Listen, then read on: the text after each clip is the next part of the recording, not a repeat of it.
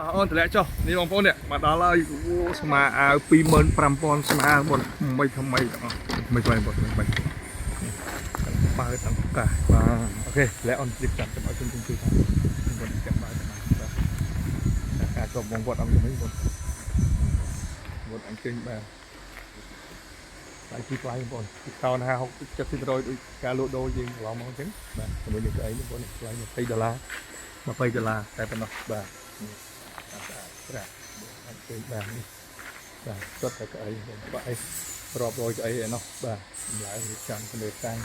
ទេបាទអង្គជើញមកនេះនេះវិញទិញទៅឲ្យលេងបាទគ្នាមកកាប់ល្អបងបាទនេះមានសិនមានមកកាំងបាទមានទូកអូខេខ្ញុំ65អ៊ីបាទប្រឡងច្រើនបាទទីត្រីបាទនេះយើងរៀបចំបងទួអូខេនេះមិនទៅវិញមិនតែមិនបានកំពូលនេះបងប្អូនទេនេះទិញរៀបចំឲ្យ